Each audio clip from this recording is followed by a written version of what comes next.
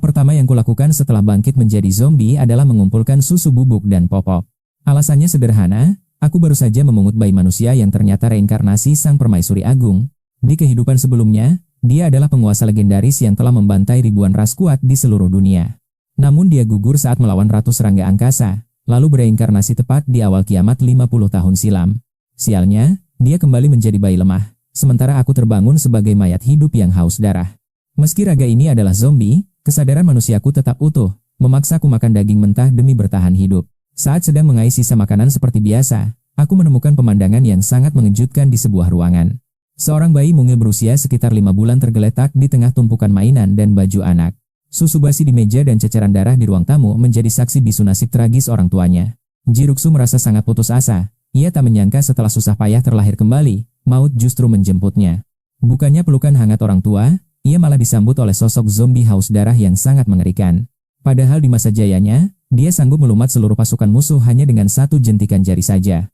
Kini dia hanyalah bayi tak berdaya yang didera rasa lapar, serta teror mencekam yang belum pernah dirasakan. Akibat rasa takut dan lemas, Jiruksu jatuh pingsan. Aku menatap heran pada bayi yang tiba-tiba terdiam ini. Apa wajahku semenakutkan itu? Jangan sampai dia mati ketakutan hanya karena melihat penampilanku sekarang. Dengan gemetar, ku periksa napasnya. Aku menghela napas lega saat menyadari jantung kecilnya masih berdenyut. Melihat nyawa yang masih bertahan di dalam buayan itu, berbagai gejolak emosi mulai berkecamuk di benakku. Mungkin kau ditakdirkan untuk tetap hidup, meski sebenarnya dunia ini sudah berubah menjadi neraka jahanam. Bayi malang ini pasti sudah kelaparan sampai tak sanggup lagi menangis. Hatiku terasa sangat perih melihatnya. Entah mengapa rasa iba muncul di hatiku. Aku merasa kami berdua sama-sama tersesat di dunia yang gila ini. Aku terdampar di tengah krisis zombie tanpa alasan jelas, menjadi monster di akhir zaman yang sangat kacau. Akhirnya aku memutuskan untuk merawatnya. Di dunia yang hancur ini, setidaknya aku memiliki satu teman berharga. Meski virus ini telah mengubahku, aku bersumpah tidak akan pernah menjadi monster tanpa nurani. Aku sadar pemilik rumah ini sudah tewas berhari-hari, meninggalkan si kecil sendirian dalam kesunyian. Dia butuh asupan susu secepatnya. Di usia sedini ini, pencernaannya terlalu lemah untuk memakan hal lain. Kaleng susu di atas meja sudah kosong melompong. Aku tidak punya pilihan selain keluar mencari suplai baru. Sebelum pergi, aku memastikan pintu kamar terkunci rapat, agar tidak ada ancaman yang bisa masuk. Kugeser sofa berat untuk memblokade pintu kamar itu, lalu aku bergegas menuju dapur untuk memeriksa keadaan. Kosong. 1 bulan sejak wabah meledak, seluruh persediaan makanan di gedung ini pasti sudah habis dijarah. Mungkin orang tuanya tewas saat mencari makan. Aku harus mencoba keberuntungan di lantai atas gedung ini. Bermodalkan sebuah linggis, aku memanjat ke lantai 5 dan mulai membobol pintu keamanan salah satu unit. Brak! Pintu itu terbuka, namun pemandangan di dalamnya seketika membuat seluruh tubuhku membeku karena terkejut. Ada zombie wanita di sana. Gaun putih yang dikenakannya kini telah berubah menjadi merah pekat karena darah. Mendengar suara gaduh, dia langsung menerjang ke arahku dengan taring yang siap mencabik-cabik mangsanya. Begitu menyadari aku adalah sesama zombie, dia langsung menjauh dengan ekspresi yang tampak sangat tidak senang. Di tengah ruang tamu yang penuh genangan darah, aku melihat jasad mungil yang tingginya tak sampai 1 meter. Sungguh tragis, sang ibu telah berubah menjadi zombie dan melahap anak yang paling ia sayangi di dunia ini. Aku berdiri mematung dalam keheningan yang menyesakan, meratapi betapa kejamnya realita kiamat yang sedang terjadi. Seketika aku teringat bayi yang kutinggalkan. Jika dia tidak terkunci di kamar, nasibnya pasti akan sama tragisnya. Mungkin ini berkah di tengah musibah. Setidaknya bayi itu bertemu denganku, zombie yang menolak memakan manusia. Aku berhasil menemukan 2 kaleng susu bubuk yang masih tersegel rapat di dalam lemari tua rumah ini. Tak hanya itu, ada 2 kilogram daging mentah yang masih segar. Sepertinya keberuntungan masih berpihak padaku. Pemilik rumah ini pasti terinfeksi di awal kiamat, sehingga stok makanannya masih utuh di dalam tas ranselku. Aku menatap zombie wanita yang masih merintih pilu itu. Perlahan, aku melangkah mendekatinya dari arah belakang. Dengan satu hantaman linggis yang kuat, aku memberikan kebebasan abadi baginya agar penderitaannya berakhir sekarang juga. Kesadaran Giro meredup total, namun tiba-tiba rasa manis surgawi yang lembut mulai membanjiri indera perasanya. Aroma susu yang kental membangkitkan raga Giro yang telah lama didera rasa lapar yang sangat hebat.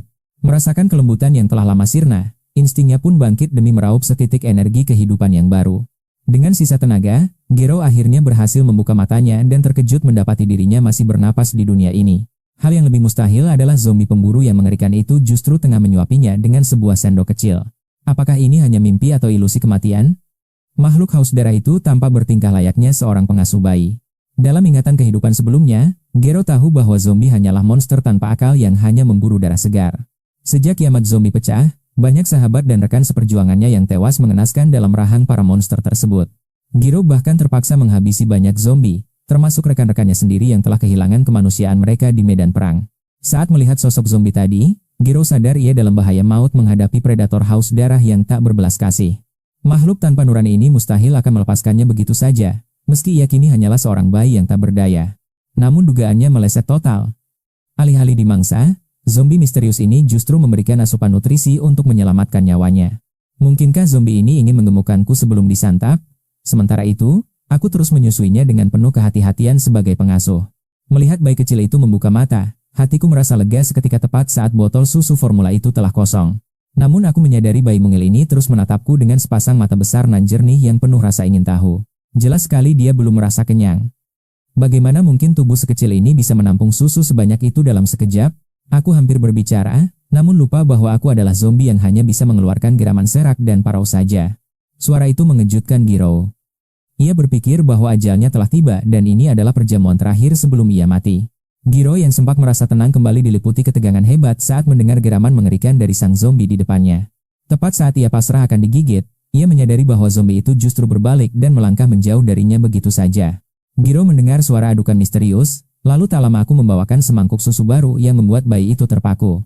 Ini adalah anomali terbesar yang pernah ia temui, memicu badai ketakutan sekaligus rasa bingung yang luar biasa dalam hatinya. Meski ragu, insting tubuhnya tetap menenggak 3 mangkuk susu, berturut-turut hingga rasa lapar yang menyiksa itu benar-benar hilang. Akhirnya perut kecilnya terasa penuh, menyisakan noda putih susu yang menggemaskan di sudut bibir mungil sang permaisuri agung. Melalui tatapannya, aku tahu dia masih menginginkan lebih. Bayi ini benar-benar memiliki nafsu makan yang sangat luar biasa. Meski aku tak pernah menikah atau membesarkan anak, pengetahuanku soal bayi terasa sangat asing bagi identitasku yang sekarang. Secara logika, bayi sekecil ini tak seharusnya makan sebanyak itu. Mengadopsinya di masa depan pasti akan menjadi beban berat. Sekarang aku paham mengapa rekan kerjaku dulu bekerja begitu keras. Semuanya demi memenuhi kebutuhan susu formula anak-anak mereka. Ternyata membesarkan seorang manusia kecil di tengah kiamat ini bukanlah perkara mudah bagi seorang zombie seperti diriku sekarang. Beruntungnya dunia sudah hancur, jadi aku bisa menjara segalanya secara gratis tanpa perlu memikirkan harga atau uang lagi. Kelak saat mencari sumber daya di tempat lain, aku harus memprioritaskan susu formula dalam jumlah besar sebagai jarahan utama. Bayi ini pasti akan semakin rakus, dan untungnya susu bubuk tersegel punya masa simpan yang cukup lama di gudang. Setelah kenyang, Giro berbaring dengan nyaman di dalam ranjang bayinya dengan raut wajah yang sangat puas dan tenang. Susu itu bagaikan nektar para dewa bagi tubuhnya yang kelaparan. Giro terus menatapku dengan penuh rasa penasaran yang besar. Ini pertama kalinya ia menyaksikan fenomena seajaib ini. Makhluk yang seharusnya menjadi predator haus darah justru berperilaku sangat aneh. Bagaimana bisa zombie ini menekan nafsu makannya dan tidak langsung merobek dagingku saat melihat mangsa yang tak berdaya? Makhluk ini bahkan menyiapkan susu bubuk dan menyuapiku dengan sendok. Skenario gila ini benar-benar terasa sangat absurd dan mustahil. Di kehidupan sebelumnya, Giro adalah penyintas tangguh yang berhasil bertahan hidup melewati seluruh masa kehancuran kiamat yang kejam. Ia telah melewati ribuan mara bahaya dan berbagai cobaan mengerikan hingga akhirnya berhasil dinobatkan menjadi seorang permaisuri agung. Sebagai penguasa tanpa tanding, tak ada jenis monster atau zombie yang belum pernah ia hadapi dengan tangannya sendiri. Jumlah zombie yang ia binasakan sudah tak terhitung lagi. Ia paham bahwa zombie bisa berevolusi dan meraih kecerdasan nantinya. Namun proses evolusi itu butuh waktu lama, sedangkan zombie di depannya ini memiliki aura kekuatan yang sangat lemah sekali. Jelas sekali makhluk ini baru saja bermutasi menjadi zombie tingkat 1 yang bahkan tak memiliki kekuatan tempur yang berarti. Jenis zombie rendahan seperti ini biasanya berkeliaran di jalanan hanya sebagai monster infeksi tanpa tujuan dan akal sehat. Zombie di level ini seharusnya mustahil memiliki kecerdasan, karena mereka hanyalah sekumpulan monster yang hanya bergerak mengikuti insting dasar. Di hadapan monster haus darah yang buas, Giro menatap zombie itu dengan penuh tanda tanya. Namun, sebagai permaisuri agung yang tiada tanding, Giro telah melewati ribuan krisis hidup dan mati. Menghadapi mayat hidup ini, dia tak lagi panik.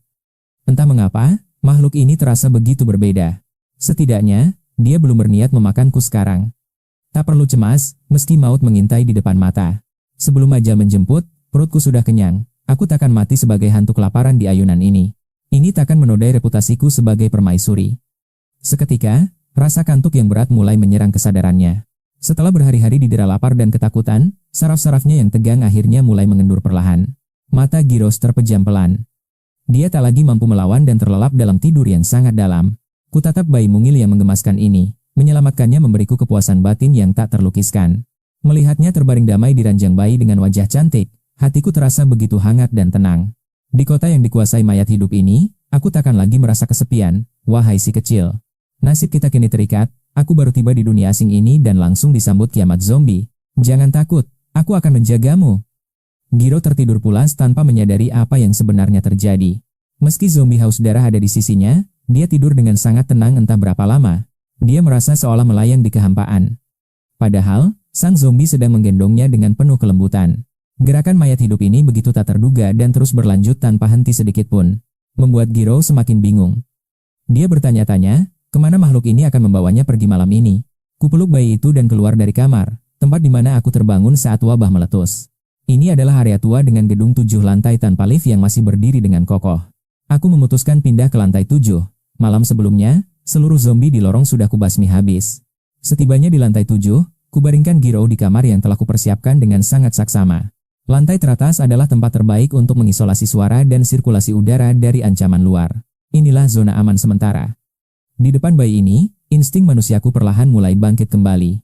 Kamar ini akan menjadi rumah kami. Aku harus mulai belajar menjalani hidup sebagai manusia lagi. Kamar penuh debu ini kubersihkan kembali. Aku harus menata ulang kehidupan di tengah dunia yang hancur. Keberuntungan memihakku, aku menemukan banyak pakaian bayi dan perlengkapan penting di ruangan ini. Ada popok, botol susu, hingga mainan dan obat-obatan. Pemilik sebelumnya pasti memiliki seorang anak kecil. Sepertinya mereka pergi terburu-buru saat wabah melanda. Aku berdiri menatap jendela dengan napas berat, memandangi kehancuran di luar sana sambil meregangkan tubuh. Harapan baru mulai tumbuh di hatiku. Kehadiran bayi ini memberiku motivasi luar biasa meski dunia telah runtuh menjadi puing-puing kematian. Aku mengambil popok bersih, bersiap untuk menggantinya demi kenyamanan si kecil Giro sekarang juga.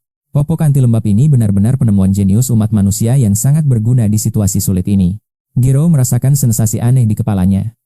Disuapi oleh mayat hidup saja sudah sangat di luar nalar. Apalagi digantikan popok.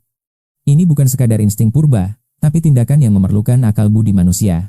Hal serumit ini mustahil dilakukan hanya dengan mengandalkan insting binatang yang haus akan darah. Sebuah pikiran gila terlintas di benak Giro. Apakah zombie ini masih memiliki kesadaran manusia yang utuh?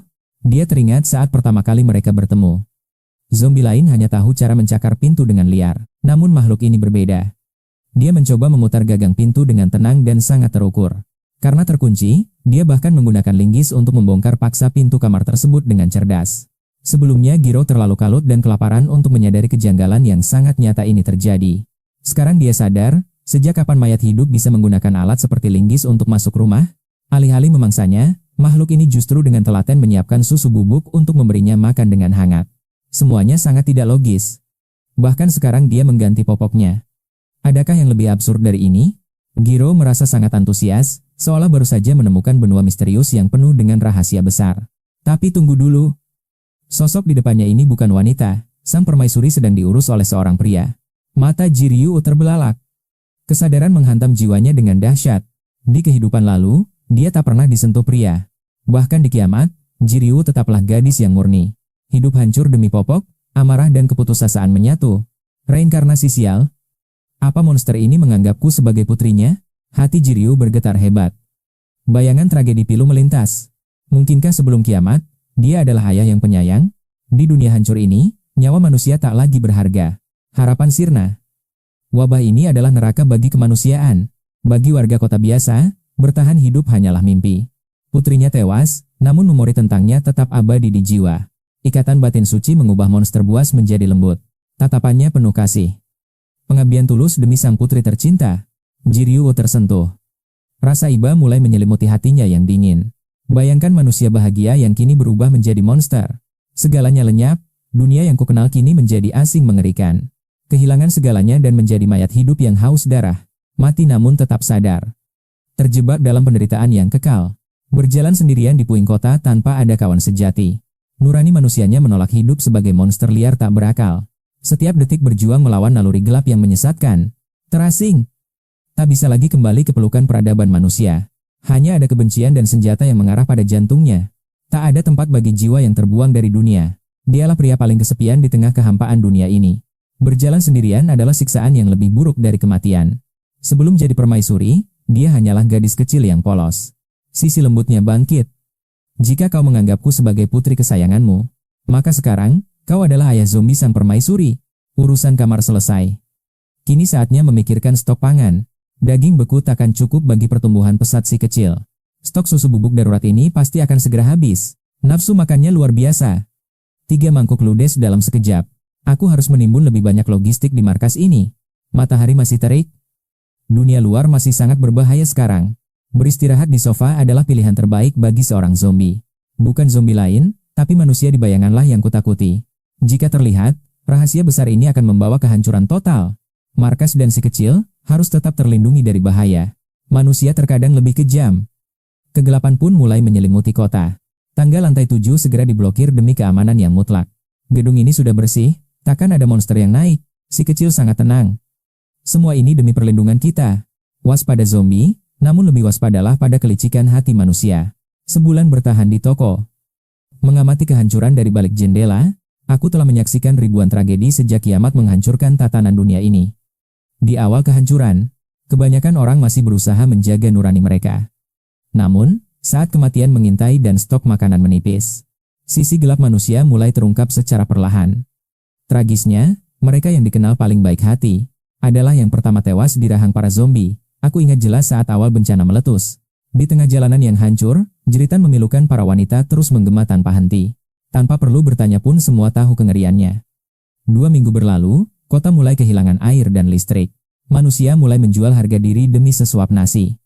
Bahkan, mengorbankan kawan sendiri ke kerumunan zombie. Hanya demi menyelamatkan nyawa sendiri. Itulah rutinitas mengerikan di masa kiamat ini. Mataku sendiri melihat. Kelaparan telah menghapus akal sehat para penyintas. Mereka terlalu pengecut untuk menghadapi zombie haus darah itu. Namun, mereka justru mengayunkan belati ke arah kawan sendiri. Meski mereka kini sudah berubah menjadi mayat hidup. Di tengah rasa haus akan darah, nuraniku masih menolak membunuh. Namun, manusia yang masih hidup itu, malah mulai saling memangsa satu sama lain. Mereka benar-benar telah kehilangan percikan kemanusiaan yang paling dasar. Sosok seperti mereka tak layak disebut manusia lagi. Bahkan nyawa anak kecil pun tidak akan mereka ampuni. Kengerian yang tak terbayangkan hanya demi sepotong makanan. Mereka sanggup melakukan kekejian apapun tanpa ragu. Tak lama kemudian, aku memadati ranselku dengan makanan. Sisanya, aku dekap erat dengan kedua tanganku sendiri. Jika ada penyintas yang memakai kacamata malam saat itu, mereka pasti akan melihat pemandangan yang sangat ganjil. Di tengah sunyinya malam, seekor zombie tampak membawa tumpukan susu bubuk dan mengendap-endap dengan sangat hati-hati. Jiryuxu terbangun dan menyadari rumah itu kosong. Kemana perginya ayah zombie di tengah malam begini? Aku sudah sangat kebelet pipi. Lupakan saja. Untungnya ada Popok. Penemuan ini benar-benar jenius. Saat itulah, Gero menatap keluar jendela yang sedikit terbuka. Di sana, dia melihat pemandangan mengerikan.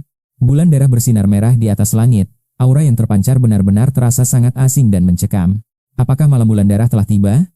Sepertinya, era evolusi dunia akan segera dimulai dari sekarang. Aku menatap rembulan merah itu dengan perasaan bimbang. Lalu, aku berjalan menuju sudut ruangan yang gelap. Aku membuka kemasan susu bubuk itu, dan isinya masih putih bersih. Seketika, aku bisa bernapas lega kembali. Kupikir mataku yang bermasalah karena infeksi, tapi tidak. Ternyata memang langitlah yang benar-benar telah memerah. Aku mengabaikan perubahan langit itu. Sepanjang malam, aku sibuk mengangkut bertonton susu bubuk dengan penuh semangat. Botol susu dan stok popok adalah barang yang wajib dimiliki. Aku juga tidak melupakan barang penting lainnya. Berbagai camilan, mainan, hingga buku cerita pun aku ambil. Meski dunia hancur, pendidikan anak tetap yang utama. Si kecil harus tetap belajar membaca dan bicara. Jiryuxu menatap tumpukan barang yang aku bawa pulang dengan bingung. Tumpukan buku simulasi ujian nasional untuk 3 tahun ke depan. Seketika, rasa merinding menjalar di kulit kepalaku. Hei ayah, usiaku bahkan belum genap 1 tahun. Kenapa aku harus mulai belajar soal ujian sesulit ini? Tidakkah ini terlalu dini? Apa di dunia kiamat ini kita masih harus tetap menghadapi ujian sekolah? Rumah 100 meter persegi ini sudah penuh sesak. Namun tiba-tiba, suhu tubuhku melonjak panas dengan sangat hebatnya. Ingat, aku adalah zombie. Darah di tubuhku seharusnya sudah membeku dan menjadi cairan hitam yang menjijikan. Namun secara tiba-tiba, rasa gatal yang tak tertahankan mulai menyerang pusat saraf di otakku secara agresif. Kepalaku terasa seperti akan meledak. Aku hanya bisa meringkuk di pojokan sambil mencengkeram kepalaku sekuat tenaga. Tubuhku gemetar hebat tanpa henti. Ya Tuhan, apakah masa berlaku kesadaran manusiaku sudah habis sekarang? Apa aku akan berubah menjadi monster yang hanya haus darah? Padahal aku baru saja bertekad untuk hidup kembali. Aku baru saja menemukan secercah harapan. Di dunia yang hancur ini, akhirnya aku menemukan alasan untuk bertahan. Aku tidak akan menyerah pada kegelapan, entah perubahan apa yang sedang menanti di depanku nanti. Namun aku harus tetap sadar sepenuhnya. Lihatlah, urat-urat hitam di sekujur tubuhku mulai memudar secara perlahan. Warnanya berubah menjadi lebih cerah. Luka mengerikan di bahuku yang sudah sebulan membusuk, kini mulai mengering. Bekas luka menjijikan itu mulai menunjukkan tanda kesembuhan. Meski belum pulih total, perubahannya sungguh nyata terasa. Setidaknya, tampilannya tidak seseram sebelumnya, bahkan kuku-kuku yang tajam dan mengerikan pun mulai ikut berubah. Gigi-gigi taringku yang berantakan pun perlahan mulai tertata rapi kembali. Evolusi ini benar-benar luar biasa. Di malam yang sunyi, peraungan zombie tiba-tiba memecah kesunyian, disusul teriakan mengerikan dari ribuan mayat hidup lainnya. Di bawah sinar rembulan, mereka mengalami fenomena aneh yang sama denganku, di mana tubuh mulai bergetar hebat saat cahaya perak menyelimuti. Rasa panas membara mulai menjalar ke seluruh tubuh, memicu perubahan misterius yang terjadi tanpa pernah aku sadari sebelumnya. Di dalam kamar, Jiryuxu juga tidak luput dari pancaran sinar bulan yang menyelimuti seluruh ruangan dengan aura yang begitu mistis. Cahaya merah darah menyinari tubuh kecilnya yang mulai gemetar, saat hawa panas mulai membakar setiap inci kulitnya saat itu juga. Entah berapa lama waktu telah berlalu, namun saat aku terbangun kembali, aku menyadari diriku tergeletak di tengah jalanan yang sepi. Saat mencoba bergerak, aku menyadari bahwa fisikku menjadi jauh lebih lincah dan kekuatanku telah meningkat dengan sangat pesat. Kekuatanku melonjak drastis dari sebelumnya, dan saat menatap sekeliling, aku menyadari para zombie itu pun telah mengalami perubahan serupa. Zombie yang dulunya tampak menjijikan kini terlihat berbeda, seolah setelah malam itu mereka memiliki kembali sedikit sisi kemanusiaan. Meski bulan darah telah berakhir, kehidupan yang sebelumnya terasa sangat membosankan kini tampak mengalami perubahan yang sangat besar. Aku terlempar ke dunia asing ini tanpa tujuan jelas, namun sekarang, akhirnya ada secercah harapan dan perubahan yang nyata. Mengulangi rutinitas yang sama setiap hari sungguh melelahkan, tapi saat aku bersiap untuk mengumpulkan perbekalan untuk segera pulang. Saat melewati seekor zombie, sebuah sensasi aneh yang tak terlukiskan tiba-tiba muncul dan bergejolak di dalam relung sukmaku. Seolah ada ikatan gaib yang menghubungkan kami, sebuah pertanda bahwa aku tidak akan lagi sendirian menghadapi dunia yang hancur. Namun aku segera menyadari bahwa ikatan unik ini bukanlah karena perasaan simpati, melainkan sebuah koneksi kekuatan yang nyata. Di dalam pikiranku, rasanya seperti tumbuh ribuan benang tak kasat mata yang menghubungkan kesadaranku secara langsung dengan zombie tersebut. Zombie di hadapanku tanpa memiliki pikiran kosong layaknya boneka tanpa jiwa. Dan aku merasakan sebuah kekuatan spesial yang bangkit. Aku mampu menyalurkan kehendakku melalui benang-benang itu, persis seperti seorang dalang yang sedang mengendalikan boneka tali. Segera aku coba membuktikan teori itu, dan saat aku memusatkan fokus, hubungan batinku dengan zombie di depan terasa semakin kuat. Perlahan tapi pasti, zombie yang tadinya bergerak tertatih-tatih itu kini mulai menunjukkan tanda-tanda ketaatan pada perintah mentalku. Ia tiba-tiba berdiri tegak di tengah reruntuhan jalanan, menggerakkan tangannya ke depan dan ke belakang sesuai dengan instruksi yang kuberikan. Zombie itu bahkan mulai melakukan gerakan pemanasan, dan aku menamakan kekuatan misterius ini sebagai kontrol zombie yang luar biasa. Rasanya seperti memiliki wibawa seorang kaisar. Aku bisa terus mengendalikan mereka, bahkan terkadang memaksa mereka untuk menari. Mereka bahkan bisa diajak bermain basket. Sayangnya para zombie ini masih belum bisa berbicara sepatah kata pun untuk saat ini. Saat ini aku hanya mampu mengendalikan dua zombie sekaligus, dan jika jaraknya terlalu jauh, aku kesulitan memberikan perintah akurat. Tiba-tiba aku teringat pada si kecil di rumah, maka aku segera mengambil kendali penuh atas zombie nomor 1 dan 2. Sambil membawa semua perbekalan yang telah kukumpulkan, aku berlari menuju distrik Minju, sementara Giro masih menunggu di lantai 7. Ternyata Giro telah dimurnikan oleh cahaya bulan darah malam itu, dan ia akhirnya mulai terbangun dari tidur panjangnya yang lelap. Luar biasanya, ia juga berhasil membangkitkan kemampuan luar biasa yang dikenal sebagai kekuatan telekinesis untuk menggerakkan benda. Ia mampu mengendalikan objek hanya dengan pikiran, terbang membelah langit malam, serta mengambil benda dari jarak jauh dengan mudah. Ini adalah kekuatan yang benar-benar melampaui logika manusia. Namun yang paling mengejutkan adalah ia tidak hanya membangkitkan telekinesis saja. Giro ternyata juga mendapatkan kembali kemampuan legendaris dari kehidupan sebelumnya, yaitu kekuatan untuk mengendalikan aliran waktu. Berdasarkan berbagai eksperimen dan catatan panjang dari masa lalunya, ada sebuah teori menarik mengenai proses kebangkitan kekuatan tersebut. Bahwa kebangkitan kekuatan luar biasa sangat berkaitan erat dengan jiwa seseorang, di mana setiap jiwa memiliki potensi unik yang berbeda. Giro merasa sangat bersemangat karena kali ini ia jauh lebih kuat dan hebat dibandingkan dengan pencapaian di kehidupan sebelumnya. Terlebih lagi setelah bereinkarnasi, ia mendapatkan tambahan kekuatan telekinesis di atas kemampuan aslinya yang sudah sangat luar biasa. Kini ia dianggap sebagai pemilik bakat ganda yang sangat langka, padahal di kehidupan sebelumnya ia sudah sangat mendominasi dunia. Dulu ia hanya mengandalkan kontrol waktu untuk bertahan hidup dengan mudah di tengah kiamat hingga mencapai puncak kekuatannya sendiri. Kini, Kekuatan waktu yang mengerikan itu kembali memberikan kendali penuh bagi Giro untuk mendominasi seluruh medan pertempuran. Ia mampu membuat seluruh medan perang membeku dalam stagnasi total, menciptakan celah yang mematikan bagi siapapun lawan bicaranya. Ia juga bisa mempercepat atau memperlambat aliran waktu di sekitarnya, sebuah bakat yang benar-benar luar biasa bagi manusia biasa. Berkat kekuatan dahsyat inilah, Giro berhasil naik tahta dan menyandang gelar sebagai seorang permaisuri yang sangat berkuasa. Dengan evolusi kekuatan yang sempurna, ia akhirnya berhasil mengukuhkan posisinya di puncak hierarki sebagai penguasa yang absolut. Di kehidupan baru ini, ia memiliki kombinasi maut antara kendali waktu dan kekuatan telekinesis yang sanggup menghancurkan musuh-musuhnya. Tepat saat itu, Giro mendengar suara langkah kaki dari luar rumah. Mungkinkah ayahnya sudah kembali pulang menemuinya saat ini? Saat itu, rasa penasaran mulai membuncah. Akankah mayat hidup level rendah dengan kesadaran manusia ini bisa berevolusi? Setelah melewati baptisan darah yang menyakitkan, mungkinkah dia benar-benar berubah? Bisakah dia menyamai kehebatan para manusia? Berhasilkah dia membangkitkan kemampuan luar biasa? Sementara itu, aku bergegas ke atap dan melihat lemari di lorong. Syukurlah, semuanya masih utuh di tempatnya. Napas lega mengalir. Kali ini, sebuah ikatan darah yang kuat telah tercipta. Hal terpenting adalah kenyataan bahwa aku sempat tak sadarkan diri setelah tiba di dunia yang hancur ini. Inilah pertama kalinya perasaan cemas menyergapku. Aku segera berlari ke kamar dan menemukan si kecil di sana.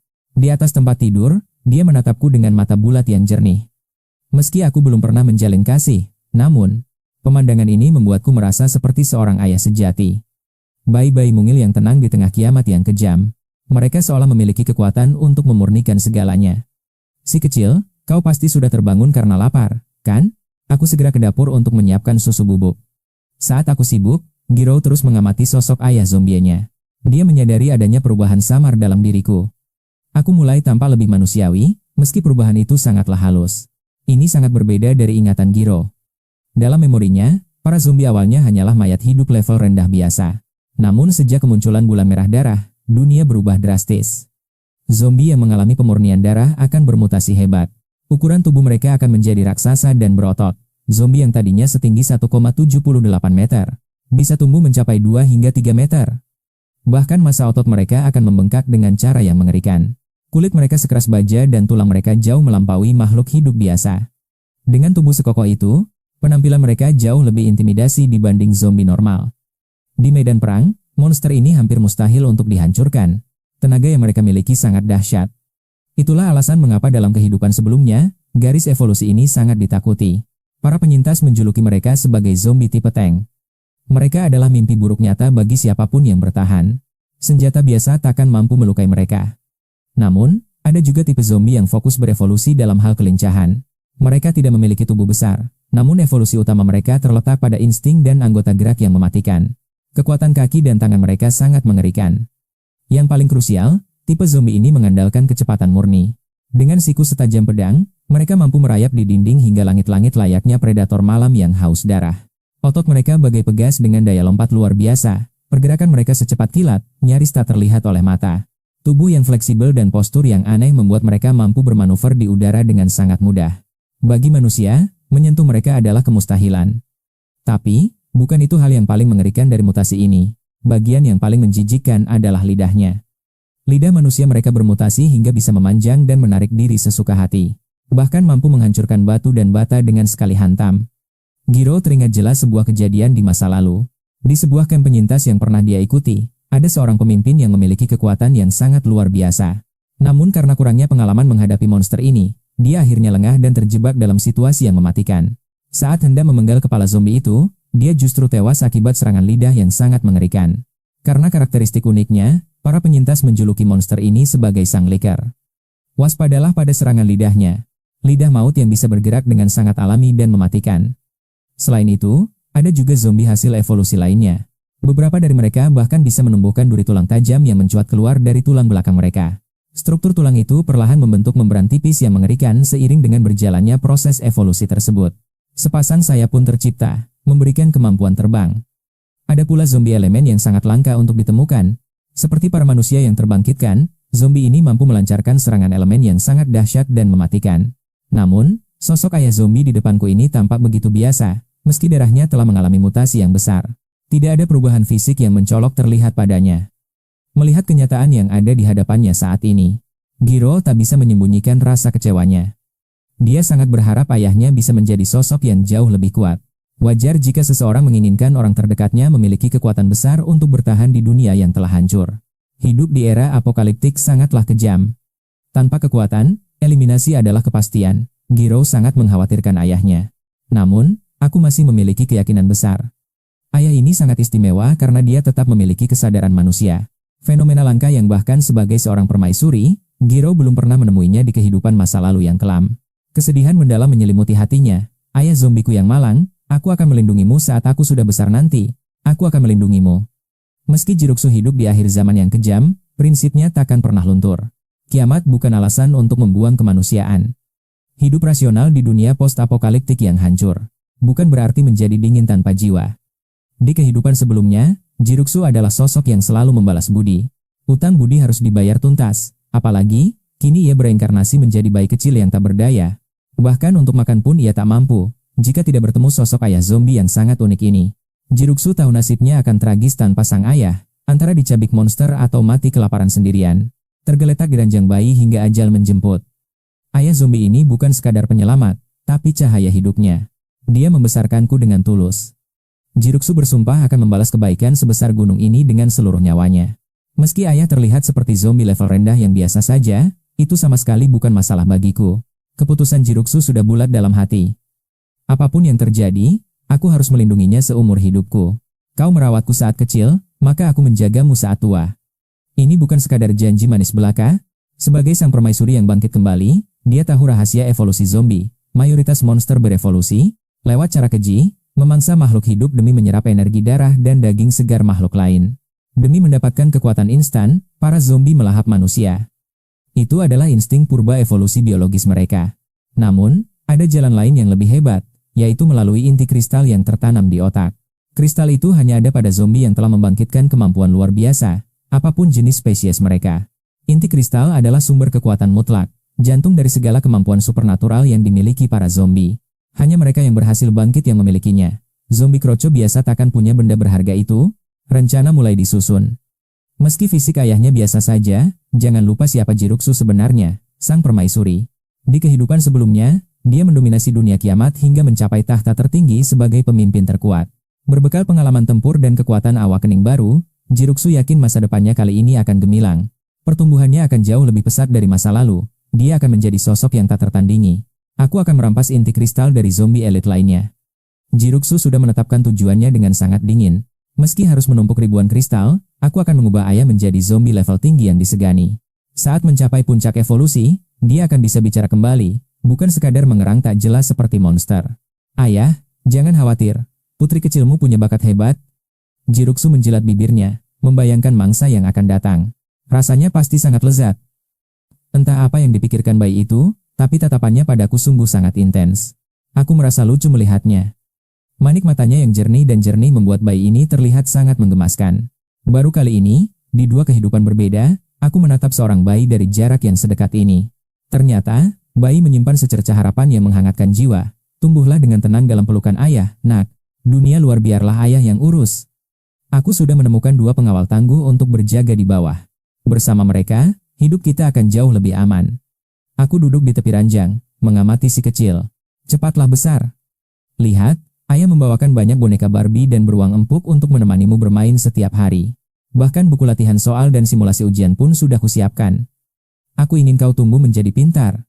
Saat ini, aku benar-benar menganggap bayi malang yang kutemukan ini sebagai putri kandungku sendiri. Kuberikan kau nama Kiki. Jangan takut, Kiki. Ayah akan menjamin kau tumbuh besar tanpa kekurangan apapun. Di tengah neraka kiamat ini, ayah akan membangunkan surga kecil yang damai hanya khusus untukmu. Aku mengangguk puas melihat hasil jarahanku semalam. Setiap sudut ruangan kini penuh sesak dengan logistik. Semua kebutuhan pokok telah tersedia. Meski nafsu makan Kiki besar, stok ini akan bertahan sangat lama. Lagi pula, perut mungil seorang bayi tidak mungkin bisa menampung makanan sebanyak itu dalam sekejap. Dia hanya butuh asupan susu bubuk setiap harinya. Persediaan yang kukumpulkan sudah lebih dari cukup. Aku memutuskan menetap di rumah. Kunci bertahan hidup di dunia ini adalah kewaspadaan dan insting perlindungan. Kekuatan kendali zombie yang kupunya membuktikan bahwa dunia ini tidak sesederhana yang kita bayangkan sebelumnya. Bulan darah yang menggantung semalam sungguh mencemaskan. Tubuhku mengalami perubahan mutasi yang sangat aneh. Tak ada jaminan zombie lain tak sepertiku, Siapa yang tahu kekuatan mengerikan apa yang mereka miliki? Aku harus tetap waspada. Dunia baru ini penuh bahaya, apalagi setelah serangan mayat hidup itu. Selesai merawat Kiki, aku mengamati sekeliling gedung dengan teliti untuk memastikan keadaan sekitar. Saat kondisi luar tampak aman, barulah aku berani melangkah keluar. Lagi pula, stok logistikku sudah cukup banyak. Tak masalah bertahan beberapa hari lagi. Dunia apokaliptik ini terus berubah secara misterius setiap detiknya.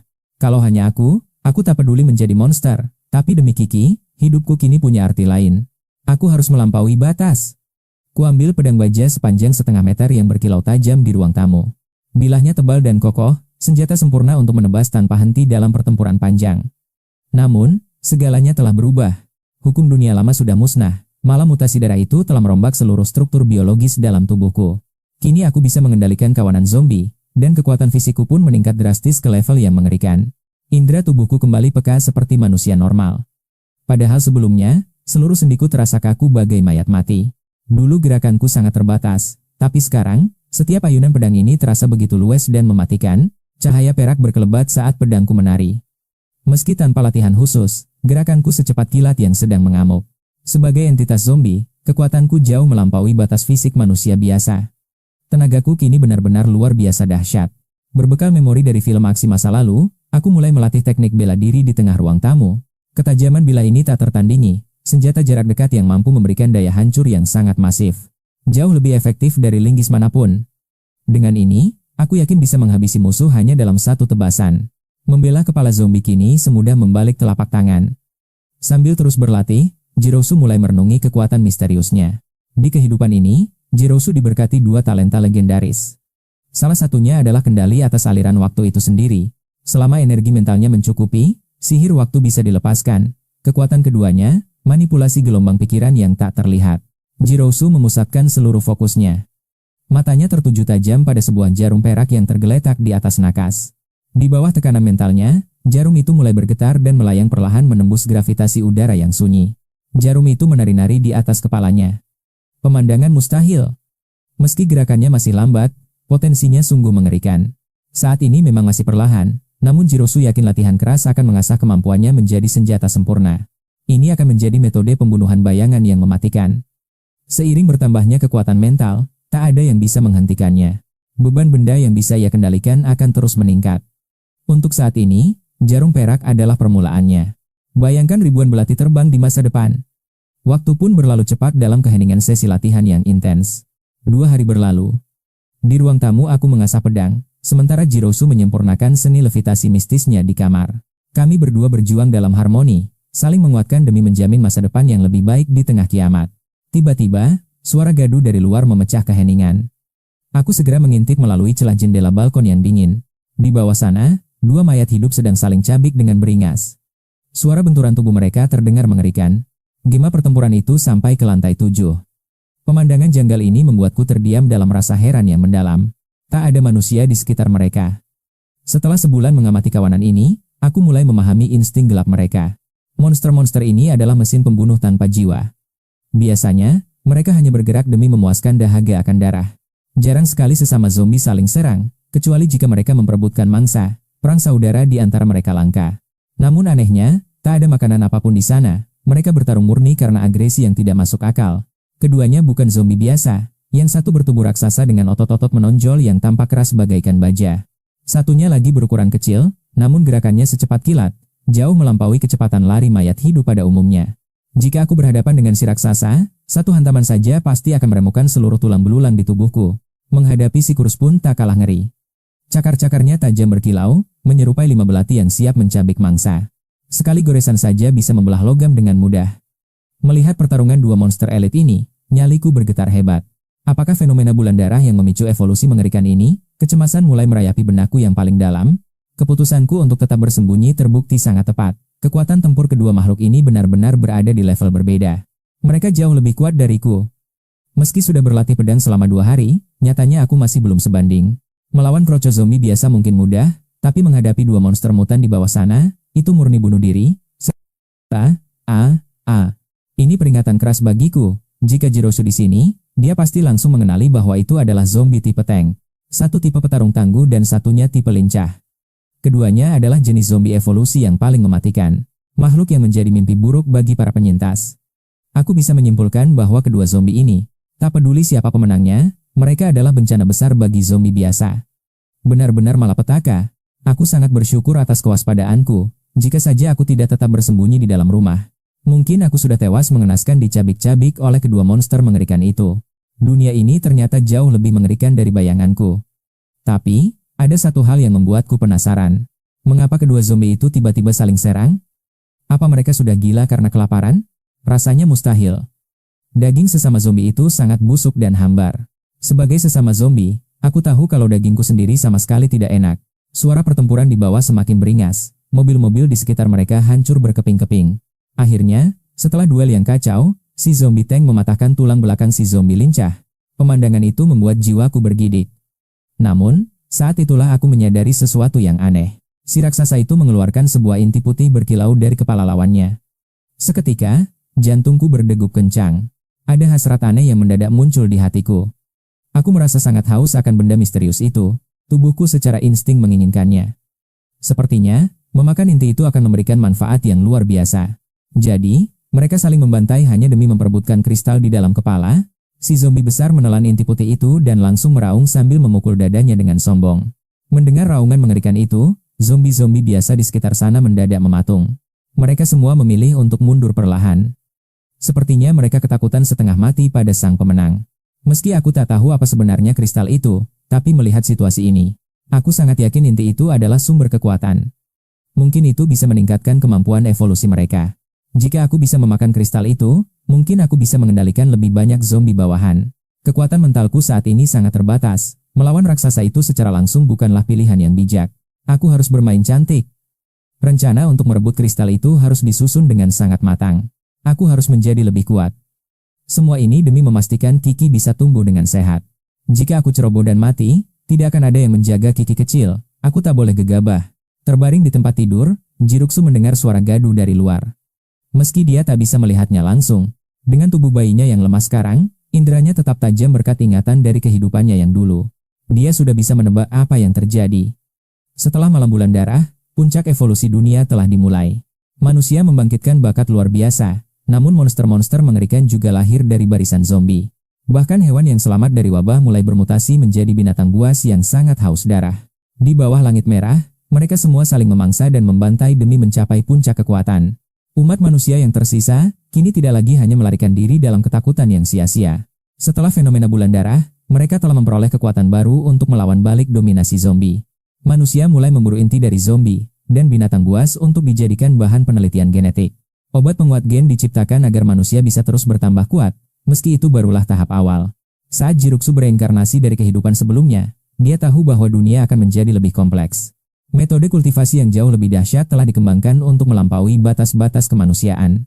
Dengan metode itu, manusia bisa meraih kekuatan murni dan berevolusi dengan cara yang lebih sempurna. Sebagai permaisuri tanpa tanding di masa lalu, Jiruksu menguasai teknik pernapasan kaca yang sangat legendaris. Di kehidupan sebelumnya, dia telah melewati ribuan pertempuran yang sangat mengerikan dan panjang. Berkat bakat alaminya yang luar biasa, dia berhasil mengukir jalan setapak di tengah badai kiamat. Melintasi gunung mayat dan lautan darah, dia terus mendaki puncak kekuatan dengan teknik kultivasi miliknya. Hingga akhirnya dia mencapai gelar permaisuri. Kini, gelombang evolusi itu terulang kembali di depan matanya. Jiruksu sangat sadar, dengan level zombie rendah seperti ayahnya sekarang, bertahan hidup akan mustahil dilakukan. Dunia ini semakin kejam, bertahan hidup adalah kemustahilan. Giro sadar ia harus segera meningkatkan kekuatannya. Aku harus melindungi ayah zombiku dan memiliki kekuatan tempur yang cukup. Beruntung bagi aku karena memori dan teknik dari kehidupan masa laluku tetap utuh meski kini aku bereinkarnasi menjadi seorang bayi. Aku mulai melatih teknik pernapasan kaca yang legendaris itu. Begitu meditasi pernapasan ini dimulai, tubuh mungilnya gemetar hebat saat partikel energi murni mulai merasuk ke dalam setiap pori-porinya. Aliran energi itu memperkuat tulang Giro dan membuat otot-otot bayinya menjadi sekeras baja. Meski kekuatan mental bayi awalnya sangat rapuh, kini energinya terus melonjak dan memperkuat jiwanya tanpa henti. Saat aku kembali ke kamar, Giro masih tenggelam dalam meditasinya tanpa kusadari sedikit pun. Melihat Xiao Kiki gemetar hebat di atas ranjang, rasa cemas yang mendalam langsung menusuk jantung Shijian. Apa dia kedinginan? Bayi sakit adalah bencana besar. Aku segera menyelimutinya dengan kain tebal. Dulu, rumah sakit bisa menolongnya, namun di dunia yang hancur ini, harapan medis telah sirna. Tak ada lagi dokter, Yang tersisa hanyalah monster haus darah yang mengintai di setiap sudut kota.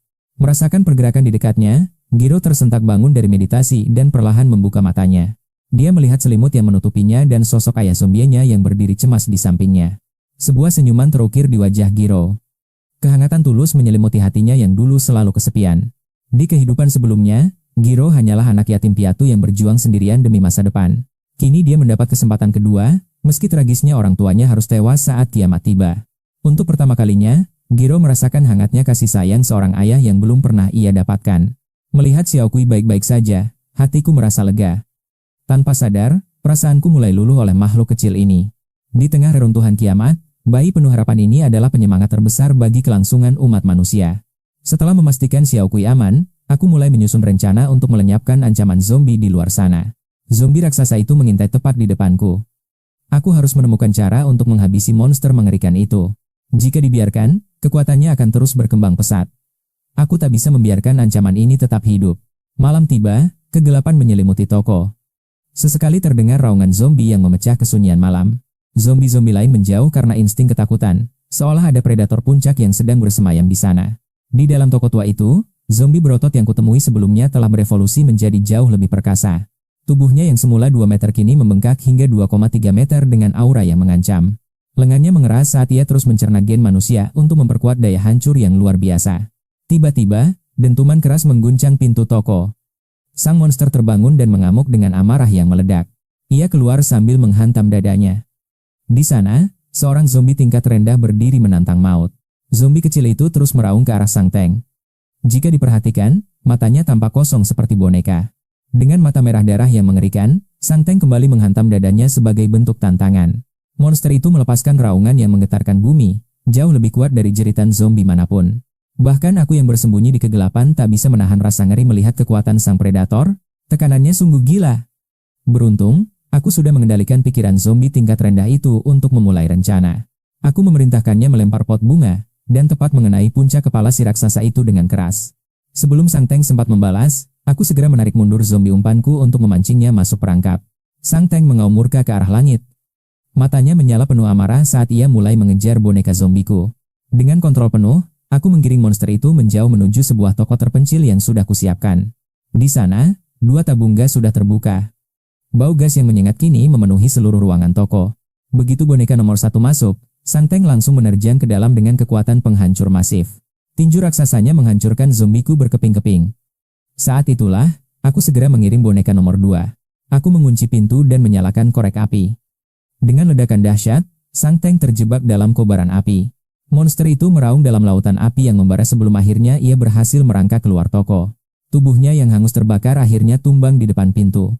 10 menit berlalu, dan ia tak lagi bergerak. Setelah memastikan dia benar-benar tewas, kuberanikan diriku untuk mendekat dalam keheningan yang mencekam tanpa sepatah kata pun. Tanpa ragu, parangku menebas tajam hingga membelah tengkorak zombie itu, sementara bilah tajamnya terus meluncur setelah menghancurkan kepala musuh. Di dalam otak yang penuh darah itu, aku menemukan sebuah inti kristal istimewa yang jauh berbeda dari yang kulihat tadi siang. Warnanya bukan lagi putih murni, melainkan mulai memerah, dan aku bisa merasakan betapa inti ini sangat menggoda hasratku. Tarikannya jauh lebih kuat dari sebelumnya. Tampaknya inti putih bersih hanyalah awal dari evolusi mengerikan para zombie ini. Inti kristal saat lahir akan berubah ketika para zombie mulai saling memangsa satu sama lain demi memperkuat tenaga mereka. Kristal itu akan ternoda warna merah pekat. Jika semua inti ini berubah menjadi merah, bayangkan betapa mengerikannya kekuatan mereka. Segera kusimpan kristal itu lalu aku memilih 2 zombie kuat lainnya untuk dijadikan bawahan baruku. Kupilih 2 zombie dalam kondisi fisik yang baik untuk menjadi tangan kananku setelah menyambungkan kembali bagian tubuh mayat mereka. Aku pun segera kembali ke kediaman dengan 2 pengawal baru ini dan memerintahkan mereka untuk menjaga pintu masuk di bawah. Aku naik sendirian ke lantai 3, dan setelah memastikan situasi aman, tanpa ragu langsung kutelan inti kristal merah itu. Detik berikutnya, aku merasakan kristal itu melebur secara instan dan menyebar ke seluruh aliran darah di tubuhku. Kekuatan dahsyat mengalir deras ke seluruh anggota tubuh, memurnikan fisikku secara terus-menerus, bahkan kulitku yang semula membusuk. Perlahan tapi pasti, bagian tubuhku yang rusak mulai beregenerasi, kembali pulih menyerupai wujud manusia yang sejati. Kekuatan fisik, kelincahan, dan daya tahanku meningkat pesat dibandingkan sebelumnya. Energi luar biasa juga meledak di dalam otakku. Sebagai subjek yang mengalami evolusi inti kristal, aku tak mampu menahan diri untuk tidak melepaskan raungan yang menggelegar. Para zombie yang berjaga di bawah langsung bereaksi terhadap teriakan itu, Tubuh mereka gemetar hebat karena ketakutan yang tak terkendali. Mereka mundur perlahan menjauh dariku. Pasca evolusi ini, kurasakan pikiranku menjadi sangat jernih, tajam, namun juga sangat dingin. Segalanya terasa lebih peka dari sebelumnya, dan yang terpenting, kini aku bisa mengendalikan para zombie dengan jauh lebih mudah. Dengan penuh semangat aku berlari ke jalanan untuk menguji kekuatanku, dan benar saja, energi mentalku telah meningkat sangat drastis. Kini aku sanggup mengontrol 5 zombie sekaligus. Bahkan, aku memperoleh kemampuan baru untuk berbagi penglihatan dengan mereka. Aku telah sepenuhnya menguasai kendali jarak jauh. Dengan kemampuan luar biasa ini, aku bisa melakukan apapun yang kuinginkan. Tak perlu lagi turun tangan secara langsung, cukup kendalikan adik-adik kecilku dari jauh untuk melaksanakan setiap perintahku. Karena aku tak perlu lagi menampakkan diri, mulai sekarang akulah penguasa bayangan. Menjarah dan bertahan hidup pun menjadi semakin mudah. Di saat yang sama, Jiro sedang berbaring gelisah di ranjangnya. Hatinya merasa tidak tenang karena malam sudah semakin larut. Mengapa Papa Zombie belum juga kembali? Ledakan dahsyat dari toko sebelumnya dan raungan-raungan mengerikan itu membuatnya sangat cemas. Suara zombie tipe tank yang memecah kesunyian malam terdengar sangat jelas di telinga Jiro, menyebarkan aura kematian yang nyata. Hal itu memberikan sensasi dingin yang menusuk. Meski Jiro adalah reinkarnasi seorang permaisuri, namun kini ia hanyalah seorang bayi. Menghadapi zombie sekuat itu dengan kondisi fisiknya sekarang hanya akan berujung pada kematian yang sia-sia. Kini ia berada di lantai 7. Jiro tidak khawatir identitasnya terbongkar, ia hanya merasa tersiksa karena Papa Zombie tak kunjung pulang. Zombie biasa yang belum berevolusi pasti akan menemui ajal jika harus berhadapan dengan monster sekuat itu. Papa Zombie, kau tidak boleh terluka. Aku bahkan belum bisa berjalan sendiri, tolong jangan tinggalkan aku sekarang. Jiro mulai meragukan apakah takdir hidupnya memang harus sekeras dan sepahit ini secara terus-menerus. Baik di kehidupan lalu maupun sekarang, dia seolah membawa sial bagi orang tuanya. Dan kini, ayahnya pun adalah seorang zombie. Baru saja ia merasakan hangatnya cinta seorang ayah. Haruskah ia kembali ke masa sulit? Jiro mencoba fokus pada latihan pernapasannya. Namun saat ini, seluruh pikirannya hanya tertuju padaku. Rasa cemas itu membuatnya sangat sulit untuk berkonsentrasi pada latihannya. Tanpa disadari, ayah dan anak yang dipertemukan secara tak sengaja ini telah menganggap satu sama lain sebagai sekutu sejati. Mereka telah menjadi rekan yang sangat penting di dunia yang sudah hancur ini. Tiba-tiba saja, terdengar suara pintu terbuka. Jiro menghela napas lega seketika. Zombie rendahan tidak mungkin bisa membuka kunci pintu dengan begitu cerdik. Hanya aku, Papa Zombie yang masih memiliki kesadaran manusia, yang mampu melakukan hal-hal luar biasa seperti itu. Syukurlah segalanya baik-baik saja. Senyum manis langsung terkembang di wajah mungil Jiro melihat kehadiranku kembali. Saat masuk, kulihat si kecil menyambutku dengan senyuman yang begitu menggemaskan. Hatiku yang dingin pun seketika terasa sangat hangat. Aku langsung bergegas ke dapur untuk menyiapkan susu bubuk. Meski kiamat sedang melanda, aku merasa hidup ini penuh harapan. Tenang saja sayang, kekuatan Papa sudah meningkat pesat. Mulai sekarang, aku akan melindungimu dengan jauh lebih baik lagi. 2 hari berlalu setelah kekuatanku bertambah, dan aku tetap menjaga keamanan kami di dalam gedung nomor 5 ini.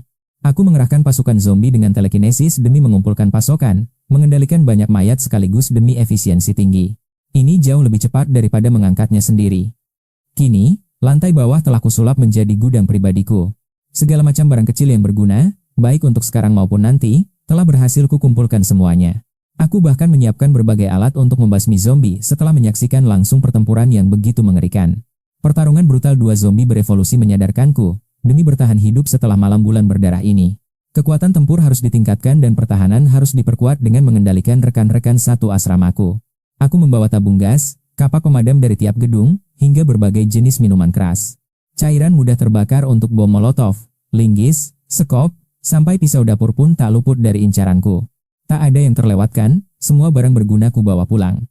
Sembari menjaga Xiao Kiki yang malang, aku mencari ruangan kosong untuk mengasah teknik bela diri, meski hidup terasa berulang setiap harinya. Namun, aku merasa sangat puas. Sementara itu, Jie Ruxue hanya bisa terbaring lemah di ranjangnya. Dia hanya minum susu dan melatih teknik pernapasan kaca. Ruxue harus memperkuat diri melalui napas surgawi. Demi membangkitkan kemampuannya, Ruxue mengembuskan napas panjang yang syarat akan energi setelah berlatih keras. Seiring waktu, kekuatan mentalnya mulai meningkat. Tiba-tiba, dia mendengar suara halus dari arah ruang tamu. Ruxue mengerutkan dahi. Ayah zombienya, entah karena sisa kesadaran saat masih hidup atau hal lainnya, selalu pergi mencari persediaan di malam hari, tapi sudah 2 hari ini dia tak kunjung keluar. Mengingat duel maut antar zombie berevolusi 2 hari lalu yang terjadi tepat di sekitar kediaman mereka. Ledakan misterius dan teror mencekam membuatnya berpikir, mungkin ayah zombienya sedang dirundung kesialan besar. Mungkinkah dia berpapasan dengan zombie berevolusi itu? Makhluk luar biasa dengan kemampuan yang sangat spesial. Ruxue membayangkan ayahnya, yang hanya zombie level rendah, pasti didera rasa takut yang luar biasa sekarang. Bukan hanya terancam diburu manusia yang selamat, tapi juga dibantai oleh sesama kaum zombie yang haus darah. Apalagi oleh mereka yang telah menjadi mesin pembunuh perkasa, sementara ayahnya hanyalah umpan meriam belaka. Bertahan di dunia kiamat ini sudah sangat mustahil, namun ayahnya masih harus memeras energi demi segalanya, mengurus kebutuhan hidup, mencari makan, menjaga kebersihan, hingga keamanan. Beban itu pasti sangat berat baginya. Hati Ruxue tersentuh. Di tengah situasi yang mencekam ini, sang ayah zombie tetap tegar melindungi. Tampaknya dia tak berniat mengabaikan Ruxue. Di akhir dunia, sifat kemanusiaan adalah harta yang paling berharga. Ruxue menatap langit malam dengan tenang, tatapan matanya memancarkan kedamaian yang tak sesuai dengan usianya. Dia sadar harus mempercepat latihannya. Seiring berjalannya waktu, ancaman di luar sana semakin menggila. Semakin banyak zombie berevolusi dan binatang buas yang muncul, kekuatan ayahnya saja tidak akan cukup. Sangat sulit melindungi diri di dunia yang hancur ini. Namun setelah berhari-hari berlatih tanpa henti, Ruxue mulai menunjukkan kemajuan pesat. Intensitas kekuatan mentalnya kini jauh melampaui kemampuan sebelumnya. Di bawah kendali mental Ruxue, jarum perak di atas meja langsung melesat cepat ke udara. Jarum perak melesat liar dengan kecepatan mengerikan, berpadu sempurna dengan kemampuan manipulasi waktuku yang absolut. Ruxue yakin bisa membunuh siapapun tanpa jejak, bahkan jarum perak yang sangat tipis ini pun, berkat kekuatan mental yang besar, jarum itu sanggup menembus tengkorak musuh. Namun, Ruxue belum puas. Dia merasa ini semua belum cukup untuk bertahan di dunia apokaliptik yang kejam ini. Kemampuannya masih sangat terbatas. Aku harus menjadi lebih kuat demi secerca harapan untuk hidup. Di ruang tamu, aku fokus mempelajari manual pertarungan, mengikuti setiap instruksi yang tertulis di dalamnya. Aku berlatih tanpa henti di dalam ruangan ini, hingga akhirnya menguasai beberapa teknik tempur mematikan. Saatnya bergerak ke lantai 6. Mengendalikan mayat sebagai boneka, aku tiba di ruang tengah dengan mantap. Melepaskan kendali telekinesis, mayat itu kujadikan rekan latihan untuk menguji teknik tempur yang baru kupelajari. Jika zombie bisa bertarung, takkan ada yang mampu menghentikan mereka. Terus berlatih, lagi dan lagi. Pukulanku semakin cepat, akurasinya pun kian mematikan. Aku menatap tajam ke arah target di depanku. Zombie itu hancur berantakan terkena seranganku. Aku mengangguk puas, lalu kembali mengerahkan kekuatan telekinesis. Saat hendak menyeret mayat baru untuk meningkatkan level latihan, tiba-tiba sebuah pemikiran melintas di benakku. Kilasan mengerikan tiba-tiba terlintas saat aku menemukan dua mayat pencari sumber daya yang kukirim. Mereka berada di gedung 1 Sunshine, namun ada pemandangan ganjil di lantai 3 bangunan itu. Dua zombie bertingkah layaknya manusia, lalu sesosok bayangan merah darah melesat cepat di langit-langit. Kecepatannya sangat gila. Aku segera menggerakkan mayat rekanku untuk mengejar sosok misterius tersebut. Makhluk merah itu merayap liar di dinding dan atap dengan gerakan yang sangat tidak wajar. Zombie kendaliku bahkan kesulitan mengimbangi kecepatannya yang benar-benar berada di luar nalar. Tiba-tiba, monster di langit-langit itu berhenti bergerak dan mematung dalam posisi yang sangat aneh. Akhirnya wujud aslinya terlihat jelas, namun penampakan monster berlumur darah ini sungguh menjijikkan. Tak kusangka dunia ini bisa melahirkan entitas zombie yang begitu buruk dan mengerikan seperti ini. Ia telah membuang wujud manusianya sepenuhnya. Rasa takut menjalar kuat melalui indera kedua mayatku. Aura predatornya sangat pekat. Monster ini jelas merupakan ancaman besar bagi zombie-zombie biasa lainnya. Aku tak tinggal diam dan langsung menyerang menggunakan tongkat pemukul dengan kekuatan penuh. Sial! Monster itu melompat dari langit-langit dan langsung menghancurkan kepala salah satu mayatku seketika. Mayat kedua tak sempat bereaksi sebelum melihat kilatan merah panjang meluncur deras ke arah pandangannya. Benda merah itu menembus kepalanya. Kecepatan monster ini terlalu mustahil untuk bisa dilawan balik. Mereka tewas dalam sekejap. Makhluk terkutuk macam apa yang bisa membantai pasukanku secepat ini? Ternyata itu lidahnya. Zombie ini tak hanya berevolusi, tapi telah kehilangan seluruh bentuk kemanusiaannya. Lidah yang dulunya titik lemah manusia, kini menjadi senjata pembantai yang sangat mematikan dan haus darah.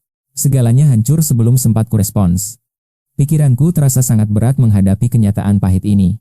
Tampaknya pasca fenomena bulan berdarah, kemampuan evolusi para zombie telah melampaui batas imajinasiku. Aku tak boleh membuang waktu sedetik pun. Kini aku fokus berlatih tempur habis-habisan setiap hari. Dengan berduel langsung melawan zombie sungguhan, aku terus mengasah insting dan kemampuan bertarungku.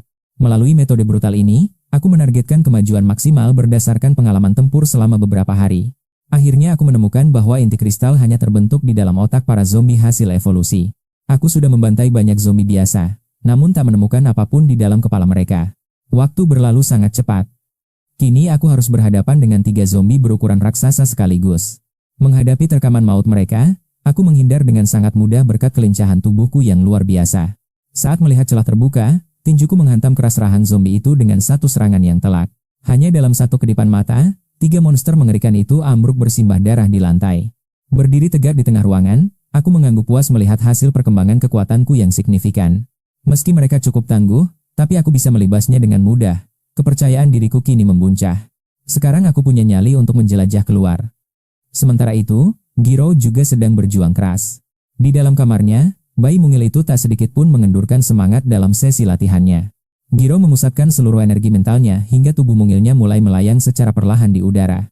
Walau fisiknya belum tumbuh besar, namun kekuatan spiritualnya telah berkembang menjadi sangat dahsyat. Berkat meditasi tanpa henti, Giro kini mampu mengambang stabil setinggi 2 cm dari permukaan. Ini belum cukup, tapi bagi seorang bayi, kemampuan melayang ini adalah pencapaian yang luar biasa. Potensi kekuatan Giro saat ini benar-benar bisa dibilang sangat mengerikan dan di luar nalar. Giro tak pernah malas karena dia tahu kekuatannya saat ini masih belum ada apa-apanya. Seiring bertambahnya zombie evolusi dan monster buas, peperangan antar makhluk itu akan semakin sering terjadi. Untuk bertahan hidup di kota yang terkutuk ini, dia harus memiliki kekuatan yang benar-benar absolut. Namun ada alasan yang lebih kuat di dalam lubuk hati Giro yang terdalam saat ini. Dia harus melindungi sang ayah. Ayah zombie yang sama sekali tidak mengalami mutasi kekuatan apapun. Sang ayah tetaplah zombie biasa di dunia pasca-apokaliptik yang dipenuhi oleh monster-monster hasil mutasi. Dan bagi zombie level rendah, mereka hanyalah mangsa malang di hadapan jenis mereka yang berevolusi. Nyawa mereka terancam oleh sesama mayat hidup atau bahkan manusia super yang jauh lebih mematikan. Tanpa kekuatan absolut, ayah zombie ini takkan mampu bertahan lama di dunia yang kejam ini. Suara dentuman keras terdengar terus-menerus. Ayah zombie berlatih tanpa henti, hari demi hari, demi bertahan hidup. Dari lantai 6, gema latihan tempur para zombie itu menembus dinding, memenuhi seisi ruangan dengan suasana mencekam. Giro mendengarnya, namun kecemasan di hatinya hanya tertuju pada sang ayah yang kini menjadi zombie bulan. Sudah seminggu berlalu tanpa ada yang berani mencari suplai, stok makanan di rumah mulai menipis drastis. Segalanya akan segera habis. Giro sangat sadar bahwa waktu mereka tidaklah banyak di dalam tempat persembunyian ini. Bagaimanapun, ayahnya hanyalah zombie biasa. Perbedaan kekuatan dengan monster di luar sana bak langit dan bumi. Melawan zombie evolusi yang perkasa di luar sana, ayahnya sama sekali tak punya peluang untuk membalas serangan. Dunia inilah yang jahat. Giro kini menggantungkan segalanya pada teknik pernapasan kaca untuk mengubah takdir mereka. Dia bertekad menjadi sang permaisuri manusia. Menjadi beban adalah hal terakhir yang diinginkannya dalam hidup ini. Giro ingin menjadi perisai bagi ayahnya. Kekuatan tempur luar biasa adalah satu-satunya cara untuk tetap bertahan. Ikatan keluarga ini terlalu berharga untuk dilepaskan. Meskipun sang ayah kini hanyalah sesosok mayat hidup yang dingin. Sambil mengolah energi, dia melatih tekniknya, jarum-jarum perak melesat di udara, membelah angin dengan kecepatan tinggi. Tatapannya semakin tajam dan penuh tekad. Saat dia bersiap memberi makan Kiki, sebuah pergerakan tak terduga muncul. Tiba-tiba, pasukan zombie pengumpul suplaiku di luar sana menemukan sesuatu yang sangat mengejutkan di kejauhan. Di sebuah rupa yang jauh, terlihat sesosok zombie unik. Kepalanya kecil, namun lengannya tampak telah berevolusi sempurna. Kecepatannya gila. Monster itu sedang memburu seorang manusia yang lari ketakutan dengan nyawa di ujung tanduk. Sekali lirik, aku mengenalinya. Dialah zombie lincah yang pernah kupantau sebelumnya, target buruan yang sangat sempurna. Tanpa ampun, cakar tajam si zombie lincah merobek tubuh penyintas itu sebelum dia sempat melakukan perlawanan apapun. Peluang emas. Mataku berbinar. Segera kukirimkan satu mayat hidup untuk mengintai pergerakan monster buas tersebut. Pasca melahap inti kristal, haus akan kekuatan membakar jiwaku. Aku harus menjadi lebih kuat, lebih dari siapapun. Satu pengintai berjaga, sementara 4 mayat lainnya segera menghentikan tugas mereka dan bersiap untuk melakukan penyergapan maut. Dengan kapak pemadam yang berat dan tajam, mereka bergerak cepat mengepung lokasi keberadaan si zombie lincah itu. Pemimpin zombie melangkah gagah membawa kapak panjang. Barisan maut ini bergerak di jalanan bak Parade Algojo yang mengerikan. Pemandangan ini sungguh mencekam. Jika ada manusia yang melihatnya, mereka pasti akan jatuh pingsan karena ketakutan yang luar biasa. Zombie bersenjata? Itu adalah mimpi buruk yang tak terbagangkan. Pasukan ini benar-benar menjadi kekuatan yang tak terhentikan.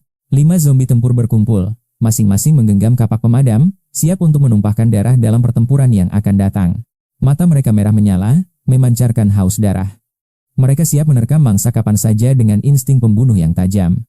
Aura keberadaan mereka sangat menekan. Aku tak bergerak gegabah, melainkan memerintahkan mereka maju dengan strategi yang sangat matang. Mereka berjalan tertatih, Berpura-pura menjadi mayat tak berakal agar bisa mendekati si zombie lincah tanpa memicu kecurigaan. Aku mengatur jarak di antara mereka. 5 zombie bersenjata kapak besar tentu akan sangat mencolok jika berkumpul rapat. Hanya orang bodoh yang takkan menyadari kehadiran mereka. Terlebih lagi, ruang gerak sangat dibutuhkan untuk ayunan kapak maut. Namun, aku takkan membiarkan mereka terpencar terlalu jauh. Tujuanku satu, yaitu mengunci pergerakan target dalam lingkaran kematian. Lawanku adalah tipe lincah, bukan tipe berotot. Jika barisan ini pecah, kecepatannya akan dengan mudah menghancurkan pasukanku satu persatu. Aku khawatir kapak mereka takkan sempat mengenai sasaran jika musuh berhasil menyerang balik dalam sekejap mata. Ternyata si zombie lincah ini sudah berhari-hari tidak merasakan lezatnya daging manusia yang masih segar dan hangat. Saat ini, aroma darah yang tercium olehnya adalah santapan surgawi yang sangat langka di tengah kiamat ini. Dia berpesta pora tanpa ampun. Sementara itu, beberapa zombie rendahan mulai mendekat setelah mendengar suara keributan di sana. Mereka mendekat secara insting. Namun, di hadapan zombie-zombie level rendah itu, sang predator lincah ini mengeluarkan raungan peringatan. Tekanan auranya begitu kuat. Tak ada satupun mayat hidup biasa yang berani melangkah mendekati wilayah kekuasaannya tersebut. Dia pun kembali menikmati pestanya dengan puas. Namun, tiba-tiba, sebuah suara langkah kaki memecah kesunyian di tempat itu. 5 zombie biasa muncul, tanpa tak gentar menghadapi maut. Mereka terus melangkah maju tanpa memedulikan ancaman di depan mata. Peringatannya diabaikan. Si zombie lincah kembali berteriak marah. Ketidaksabarannya mulai memuncak melihat para penyusup lancang tersebut mendekat. Nada suaranya penuh amarah. Namun, hal yang tak terduga terjadi. Kelima zombie level rendah itu tetap diam membisu. 5 singa meraung melesat maju, mengoyak kesunyian demi menghancurkan zombie itu. Zombie gesit itu tak menyadari kalau boneka mayatku ini hanyalah umpan mematikan. Mereka menyamar jadi kroco lemah, menjebak lawan yang memiliki kecepatan luar biasa. Cakar mautnya sanggup membelah baja. Satu kesalahan saja maka pasukanku akan musnah. Saat jarak terkikis 10 meter, aku melepaskan taring 5 singa mautku, atau dibarikan Eicha. Zombie pria perkasa ini bergerak kilat, langsung mengepung mangsa dalam sekejap mata. Kapak pemadam yang berkilau menebas udara, mengincar kepala lawan tanpa belas kasihan. Amarah meledak di mata si zombie gesit, tubuhnya melesat bak bayangan yang menghindar. Namun kekuatan massa tak bisa dilawan, sang predator akhirnya mulai bersimbah darah. Meski kecepatannya gila, aku sudah menyiapkan jebakan maut yang tak terelakkan. Formasi kepungan telah mengunci langkahnya, pilihannya hanya lari atau mati terkoyak. Luka menganga merobek punggungnya, tapi satu bonekaku juga terkena hantaman telak. Serangan tipuanku lepaskan, namun cakar iblisnya membalas dengan kekuatan yang mengerikan. 2 bonekaku terpental jauh, namun sisanya menerjang maju dalam keheningan maut. Daging terkelupas dari tulangnya, si zombie gesit kini berada di ambang kematian. Dalam amarah puncak, dia mengamuk dan menghancurkan kepala salah satu bonekaku. 3 algojoku yang tersisa tak memberi ampun, terus memburu tanpa rasa takut. Kecepatan bukan lagi tandingan bagi hujan kapak yang menghujam tubuhnya berkali-kali. Tebasan terakhir memisahkan kepalanya, membuktikan bahwa angka selalu menang atas bakat. Dengan 5 kapak di tanganku, kemenangan ini terasa begitu manis dan memuaskan. Makhluk evolusi ini sungguh gila. Untung saja aku mengendalikannya dari jarak aman. Tanpa kendaliku, mereka pasti sudah hancur. Kini aku hanya kehilangan 2 pion. Kristal inti kurenggut dari jasadnya, lalu aku bergegas kembali ke persembunyian. Di lantai ke-6, cahaya kristal itu membuat mataku berbinar penuh ambisi. Warnanya putih bersemurat merah, persis seperti kristal yang pernah kubantai sebelumnya. Ini bukan sekadar zombie berevolusi, melainkan pemangsa yang jauh lebih berbahaya. Pantas saja dia begitu gesit, rupanya dia sudah menelan kristal dan berevolusi. Menenangkan debar jantungku, seketika kutelan kristal itu untuk meraih kekuatan baru. Energi dahsyat meledak di dalam tubuh, aku mengertakkan gigi menahan rasa sakitnya. Kekuatan mental pun melonjak tajam, pikiranku terasa jernih layaknya air kristal. Senyum licik terukir, lenganku kini sekeras berlian yang takkan bisa hancur. Cakar yang sanggup merobek baja sekalipun, kini takkan bisa melukaiku sedikit pun. Pisau baja di tanganku menari, membelah udara dengan kilatan cahaya yang mematikan. Suara desingan angin memicu gairah bertarungku, evolusi ini benar-benar luar biasa. Kecepatan dan kemampuan bela diriku meningkat pesat melampaui batas manusia biasa. Sekarang, 10 zombie bisa kukendalikan dari jarak 3 km jauhnya. Dengan semangat membara, aku melangkah turun untuk mencari pion-pion baru. 10 mayat perkasa kupilih, membentuk pasukan boneka yang tak kenal rasa takut. Masing-masing kupersenjatai dengan kapak pemadam yang siap membela dunia. Raksasa setinggi 180 cm, berdiri tegak dengan kapak di bahu mereka. Aura mereka sungguh mengintimidasi, membuatku mengangguk puas melihat mahakarya ini. Pasukan kematianku telah bangkit, tak peduli seberapa kuat lawan yang menghadang. Aku tak butuh duel kehormatan, yang terpenting bagiku hanyalah bertahan dan menang. Kekejaman, kekuatan mental, dan pasukan mayat adalah kunci untuk menguasai dunia. Di dunia kiamat ini, Hanya kekuasaan dan jumlah pasukanlah yang menentukan segalanya. Lawan lemah yang cuma modal otot mau nantang duel, aku bakal hancurkan mereka dengan taktik pasukan besar. Skill Voice of the Masses aktif. Melihat pasukanku makin kuat, rasa percayaku meluap tanpa batas. Kutatap gedung nomor 1 itu. Haus darah terpancar dari mataku. Ada sesosok monster yang bersembunyi di sana. Sosok yang amat mengerikan, jauh berbeda dari semua zombie yang pernah kutemui selama ini. Aku ragu menyebutnya zombie. Sebagai bagian dari ras ini, rasanya sangat berat untuk mengakui keberadaannya. Kita satu spesies, mengendalikan mayat dan merasakan kematian lewat mata mereka, sungguh pengalaman yang traumatis. Siluet berlumur darah itu memberi tekanan yang menyesakan, bahkan setelah aku terbiasa menghadapi para zombie lincah. Dibandingkan zombie lincah yang kuhadapi tadi, makhluk misterius ini jauh lebih patut untuk diwaspadai. Zombie lincah pun tunduk pada taktik kerumunanku, tapi siluet berdarah ini. Dia berada di level yang berbeda. Kecepatannya melampaui zombie lincah, bahkan setiap serangannya pun jauh lebih ganas dan haus darah. Yang paling mengkhawatirkan adalah lidahnya yang bisa berubah menjadi senjata rahasia yang sangat mematikan. Serangan yang mustahil ditangkis. 2 zombiku tewas dalam sekejap mata oleh kekuatan tempurnya yang luar biasa. Bisakah 10 zombie melahapnya? Aku ragu. Dengan kekuatanku sekarang, kemenangan belum bisa kupastikan sepenuhnya. Makhluk itu bagai bom waktu. Selama dia masih berkeliaran, aku tak akan pernah bisa tidur dengan tenang. Kembali ke lantai 7, aku segera menyiapkan susu untuk Xiao Kiki dan menyuapinya sesendok demi sesendok. Nafsu makan si kecil mulai meningkat pesat. Susu manis ini tampaknya menjadi favoritnya setiap hari. Meski dunia sedang kiamat, Xiao Kiki tetap lahap. Usai menyusu, aku langsung memberikannya tumpukan mainan. Kuperhatikan ayahnya yang berwujud zombie mencoba menghibur si kecil dengan gerakan yang sangat kikuk dan canggung. Aku terdiam sejenak. Di luar aku memang bayi, tapi di dalam, aku adalah seorang permaisuri yang agung. Mainan anak-anak tentu tak menarik bagi jiwa dewasaku. Namun, aku tetap menghargai ketulusan hati ayah zombie ini. Meski Jiruksu sudah hidup 2 kali, niat baik sang ayah tetap saja menyentuh bagian terdalam hatinya. Dia sudah terlalu dewasa untuk mainan, tapi kehangatan ini belum pernah ia rasakan di kehidupan sebelumnya. Rasanya sungguh luar biasa. Dimanjakan seperti ini adalah pengalaman baru yang sangat berharga bagi dirinya. Melihat usaha keras ayah zombie yang tampak menderita itu, Jiruksu akhirnya memberikan sebuah senyuman tipis. Sementara itu, melihat Xiao Kiki yang terus tanpa ekspresi membuatku merasa sedikit gagal dan juga frustrasi. Aku tak punya pengalaman mengasuh anak, modalku hanyalah ingatan dari adegan-adegan di dalam serial televisi. Kukira aku telah gagal total, tapi siapa sangka si kecil malah tertawa dengan sangat riang kali ini. Hatiku langsung merasa lega. Aku pun semakin bersemangat untuk terus bermain dan menghibur Jiruksu. Kelopak mata Jiruksu sampai berkedut. Sepertinya menjadi terlalu ramah malah membawa kerepotan tersendiri baginya. Anggap saja ini sebagai latihan mental. Setelah puas bermain, aku mengangguk mantap dan mulai beranjak pergi. Aku melangkah ke jendela dengan senyum dingin. Persiapanku untuk konfrontasi ini sudah hampir selesai sepenuhnya. Saatnya menguji batas kemampuan makhluk itu. Kupilih prajurit-prajurit terbaik dari kerumunan zombie yang aku pimpin. Setelah melalui seleksi yang sangat ketat, aku berhasil membentuk tim inti yang terdiri dari 10 zombie. Semuanya bertubuh kekar, berotot, dan memiliki anggota tubuh yang masih utuh serta berfungsi dengan sempurna. Mereka bukan zombie cacat. Monster berdarah itu benar-benar kuat, 2 zombie sebelumnya tewas tanpa sempat melawan. Kekalahan instan itu adalah peringatan keras. Aku tak boleh lagi meremehkan kekuatan tempur lawan kali ini. Kutatap 10 zombie di depanku yang kini bersenjatakan kapak pemadam kebakaran. Benar-benar pemandangan yang memuaskan. Tekanan yang mereka pancarkan sangat luar biasa kuat. Bahkan zombie besar sekalipun pasti akan merasa terintimidasi. Namun, saat memandangi barisan zombie di hadapanku, aku merasa masih ada satu hal krusial yang terlupakan. Sial, aku lupa. Mereka hanya punya senjata. Pasukanku butuh baju pelindung tubuh yang mumpuni untuk bertahan. Aku ingat ada toko sepeda listrik di sudut jalan yang juga menjual helm pengaman di dalamnya. Kudobrak pintu toko itu dan segera melengkapi setiap zombiku dengan helm motor yang sangat kokoh. Melihat transformasi total pasukan zombie di hadapanku, rasa bangga dan sukacita langsung membuncah di hati. 10 zombie berhelm hitam dengan kapak di tangan. Barisan ini memancarkan aura kehancuran yang sangat nyata. Orang-orang mungkin akan mengira geng motor telah bangkit kembali. Bersama pasukanku, perburuan resmi dimulai. Kami bergerak menuju gedung 1.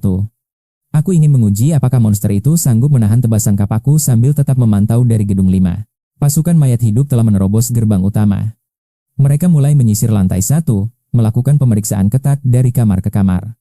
4 lantai disisir dengan kilat, namun jejak makhluk haus darah itu masih nihil. Benar-benar predator yang sangat licin. Tak ada tanda-tanda keberadaannya selama 4 lantai berturut-turut. Mungkinkah monster haus darah itu sudah melarikan diri lebih awal? Dengan cepat, Tim rekan sekamar tiba di lantai 5. Mereka terus melanjutkan pencarian tanpa menurunkan kewaspadaan sedikit pun. Mereka bergerak hati-hati, namun saat itu tim tidak menyadari bahaya besar yang mengintai tepat di atas pintu kamar mereka. Di sana, sesosok monster haus darah bersiap. Anggota tubuhnya yang mengerikan bak cakar baja, tertancap kuat ke dalam dinding beton. Ia merayap di atas pintu bagaikan laba-laba maut tanpa suara sedikit pun. Mata buasnya terkunci pada pasukan mayat di bawah. Posisi monster haus darah ini sangat cerdik. Ia menyelinap masuk dan bersembunyi tepat di titik buta penglihatan para mayat. Kemana monster itu pergi? Mustahil dia sudah meninggalkan gedung ini begitu saja, bukan? Aku terus mencari keberadaannya. Rasa cemas mulai menghantuiku. Monster berdarah dingin ini benar-benar sulit ditangani jika sampai berhasil lolos dari gedung nomor 1. Jika ia bersembunyi dalam bayang-bayang, bahayanya akan meningkat drastis. Makhluk ini bisa dianggap sebagai zombie pembunuh tingkat 1. Tepat pada saat itu, suara robekan udara yang tajam terdengar. Sesuatu yang mengerikan datang menyerang dari kegelapan. Sesosok bayangan merah jatuh tiba-tiba dari langit-langit, disertai hantaman cakar kuat dari makhluk haus darah yang sangat mematikan itu. Satu zombie di dekat pintu terkena serangan telak. Tubuhnya terlempar ke belakang dan menghantam lantai dengan sangat keras. Untungnya aku sudah bersiap. Aku telah membekali zombie-zombie ini dengan helm motor full face sebagai perlindungan ekstra kepala mereka. Helm itu kini hancur lebih dari separuh. Kepala temanku nyaris saja remuk total akibat serangan mendadak monster mengerikan tadi. Berkat perlindungan helm itu, dia selamat dari kematian. Rekan sekamarku belum hancur sepenuhnya dan masih sanggup untuk bangkit bertarung. Reaksiku secepat kilat. Segera ku kendalikan pasukan mayat, memutar tubuh, dan mengayunkan kapak pemadam kebakaran dengan kekuatan penuh. Aku menebas ke arah bayangan merah itu. Sang Liker tampak sangat murka karena wilayah kekuasaannya telah diinjak-injak pasukan mayat. Menghadapi hujan serangan kapak, monster itu tidak gentar sedikit pun. Ia terus menerjang membabi buta ke arah pasukan mayatku. Melihat itu, senyum dingin terukir di bibirku. Zombie tetaplah zombie. Sehebat apapun evolusinya, otak mereka tetap tidak berguna. Monster Liker itu terus bergerak lincah di antara kerumunan mayat. Namun, ia tidak menyadari bahwa semua ini adalah jebakanku. Cakar mengerikannya memicu ledakan serangan hingga beberapa zombie terpental. Tapi jangan lupa, pasukan mayat ini berada di bawah kendaliku. Selama kepala mereka tidak hancur, mereka akan terus menyerang tanpa henti. Rasa sakit akibat tusukan sama sekali bukan masalah bagi mereka. Serangan kapak terus menghujam. Meski cakar Liker menembus tubuh satu mayat, aku tetap mengendalikan mereka tanpa rasa peduli sedikit pun. Tanpa sepatah kata pun, aku memerintahkan zombiku untuk mengunci lengan dan cakar sang Liker dengan sangat erat. Aku menghantamkan kapakku sekuat tenaga. Pasukan mayat lainnya juga ikut merangsek maju sambil mengayunkan kapak pemadam mereka secara brutal. Bilah tajam terus menari di tanganku. Meski Liker itu sangat cepat, kini ia terjebak dalam kepungan maut pasukan mayat hidup. Walaupun sempat mencoba menghindar, ia tetap tak bisa melarikan diri dari serangan beruntun. Tubuhnya terhantam berkali-kali oleh senjata kami. Sesuai dugaanku, struktur otot monster Liker ini sangat berkembang. Pertahanannya jauh lebih kuat dibandingkan zombie-zombie biasa lainnya. Dengan kekuatan zombie standar, kapak pemadam hanya mampu merobek sedikit dagingnya saja. Darah segar mulai membasahi area pertempuran. Aku tidak akan menyerah. Segera ku kendalikan 3 mayat sekaligus untuk menghantam titik yang sama secara bersamaan dengan kapak mereka. Dengan tebasan terakhir yang menghujam deras, monster Liker itu akhirnya kehilangan satu lengannya. Ia mulai merasakan kengerian yang sesungguhnya. Sang pemakan daging itu akhirnya menyadari kekuatan luar biasa dari tim zombie di hadapannya. Ia mulai merasa terpojok sekarang. Monster itu melompat keluar dari kerumunan mayat menuju langit-langit. Aku langsung menggerakkan pasukanku untuk mencegat pelariannya dengan cepat. Langsung saja aku lemparkan kapak pemadam ke arah langit-langit. Pergerakan zombie yang kukendalikan ini benar-benar sangat responsif dan akurat. Setelah menghindari kapak, monster itu langsung menghancurkan kaca jendela terdekat dan melarikan diri keluar gedung dengan sangat cepat. Pupil mataku mengecil seketika. Melalui penglihatan mayat hidupku, terlihat monster itu sedang merayap di dinding luar bangunan nomor 1. Ia bergerak di dinding vertikal seolah sedang berlari di tanah datar. Dalam sekejap mata, sosoknya sudah menghilang dari pandangan. Sialan, aku membiarkan bajingan itu lolos. Sambil menatap siluet yang menghilang di balik jendela, aku tidak bisa menahan amarahku. Aku mengumpat kesal. Kegagalan membunuhnya sekarang bisa memicu insting balas dendam dari monster mutan yang sangat berbahaya ini. Kekuatan anggota tubuhnya sangat mengerikan dan ia bisa bergantung di mana saja. Ia bisa menyerang secara mendadak kapanpun. Ini adalah zombie mutan paling sulit yang pernah kuhadapi sejauh ini. Ancaman yang sesungguhnya baru saja dimulai bagi kami. Membiarkan makhluk itu berkeliaran sama saja dengan memelihara bom waktu. Kuharap ia segera pergi menjauh dari kompleks bangunan ini. Aku khawatir dia masih bersembunyi di sini. Makhluk itu ancaman nyata, Monster berdarah yang mengerikan. Jika dia merayap ke gedung 5, tamatlah riwayat kita. Teror itu benar-benar sedang mengintai. Tangga bukan halangan baginya, meski lorong sudah dijaga, aku tetap merasa tidak tenang sedikit pun. Barikade zombie takkan berguna jika dia memanjat dinding luar. Pertahanan kita akan hancur seketika. Sial, aku meremehkannya dan membiarkannya kabur. Sekarang, aku benar-benar tak bisa berbuat apa-apa. Tak ada waktu menyesal. Aku harus segera bangkit dan menyusun strategi pertahanan total sekarang. 3 boneka tempur kukerahkan untuk berpatroli. Mereka harus waspada penuh di sekitar gedung 5. Dengan begini, aku tak akan terkejut lagi. Setiap pergerakan monster itu harus segera diketahui tepat waktu. Bekas cakaran di dinding ini membuatku merinding. Energi di inti kristalnya pasti sangat luar biasa. Jauh lebih kuat dari zombie raksasa manapun, ini adalah level kekuatan yang sangat berbeda. Jika aku bisa melahap inti kristal itu, kekuatanku pasti akan berevolusi ke tingkat legendaris. Sementara itu, di kamar atas, Giro menunjukkan kemajuan pesat dalam kekuatan psikisnya yang hebat. Dia mengendalikan 2 boneka di udara dengan lincah. Sang permaisuri mulai menguasai bakat terpendamnya. Awalnya dia hanya menghargai niat baikku, tapi kini dia mulai menikmati latihan kekuatan mentalnya. Mengendalikan boneka ternyata sangat efektif untuk mengasah pikiran. Ketertarikannya pada kekuatan mulai tumbuh besar. Menyadari kehadiranku di pintu, Jiruksu segera menghentikan kekuatannya dan memeluk boneka itu dengan cepat. Aku masuk dan melihat Cao Kiki bermain riang. Keindahannya adalah cahaya di tengah kegelapan dunia. Melihatnya membuat hatiku tenang. Dunia ini memang sudah hancur dan dipenuhi oleh keputusasaan mendalam. Kuharap kau takkan kecewa pada dunia ini. Tetaplah murni seperti sekarang, wahai malaikat kecilku. Tumbuhlah tanpa beban. Kita berdua harus bertahan hidup di akhir zaman yang sangat kejam ini. Aku akan terus berjuang. Melihat wajahnya memberiku motivasi kuat untuk menaklukkan rintangan apapun. Meski luar sana neraka, kamar ini adalah suaka terakhir. Aku menatap jendela dengan perasaan cemas. Ekspresiku berubah serius. Aku segera keluar, membuat Jiruksu menatap papa zombie miliknya dengan bingung. Beberapa hari ini aku hanya diam di rumah, tidak berani keluar mencari persediaan makanan lagi. Wajahku memucat karena gelisah. Apakah sesuatu yang mengerikan sedang terjadi di luar sana saat ini? Jiruksu melihatku kembali membawa tumpukan papan dan paku. Aku mulai menutup jendela rapat-rapat sekarang. Monster haus darah itu jauh di luar perkiraanku. Dia benar-benar berbeda dari mayat hidup biasa. Meski tidak berjalan tegak, dia bisa memanjat dinding dengan kecepatan yang sangat luar biasa sekali. Lantai 7 yang kukira aman, kini terasa seperti perangkap maut karena kemampuan memanjat monster itu. Walau patroli sudah menyisir lorong setiap saat, aku tetap tidak boleh lengah sedikit pun. Zombie itu tidak mengikuti aturan. Jika dia nekat masuk lewat jendela, segalanya akan terlambat sudah. Aku tidak bisa terus-menerus mengawasi jendela. Bahaya bisa datang dari sudut yang tak terduga. Jadi, jendela ini harus segera dibarikade. Ini satu-satunya cara agar kita tidak mati konyol nanti. Setidaknya, ini demi keselamatan Xiao Kiki. Jiruksu yang memperhatikan dari tempat tidur hanya terdiam penuh tanya. Dia bingung melihat papa zombie yang biasanya tenang, kini terlihat sangat panik dan sangat waspada. Kenapa tiba-tiba menutup jendela? Jiruksu memperhatikan raut wajah serius papa zombie dengan sangat seksama. Alisnya berkerut. Apa mungkin papa zombie mulai ketakutan merasakan aura zombie yang telah berevolusi? Dia pikir papa ingin lari dari kekacauan. Jiruksu terus merenung melihat tingkah anehku itu sendirian. Hanya itu kemungkinannya. Mana ada zombie yang repot-repot memaku jendela kayu seperti ini setiap hari? Tapi, haruskah dia setakut itu sampai menutup jendela? Jiruksu menggelengkan kepalanya, merasa sedikit kecewa. Baginya, papa zombie benar-benar seorang penakut. Dia terus menatap papan kayu itu tanpa henti.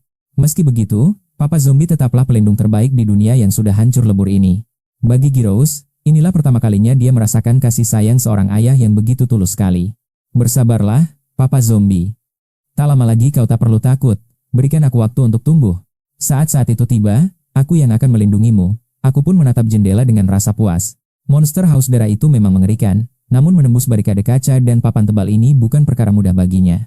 Butuh usaha keras untuk menjebolnya.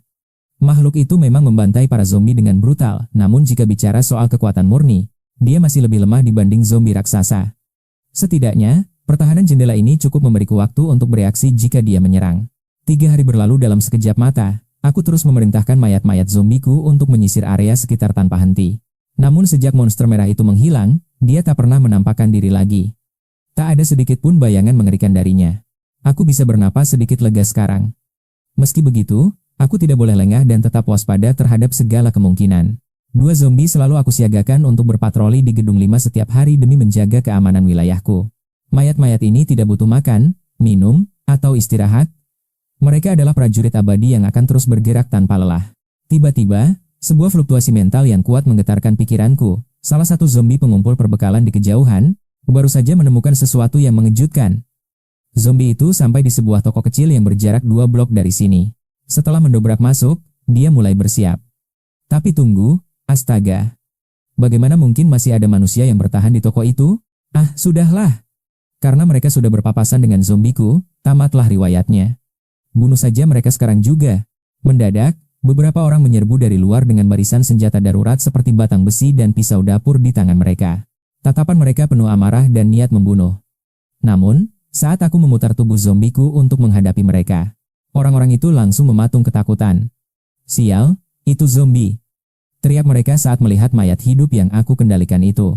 Raut wajah mereka seketika berubah pucat pasi karena teror.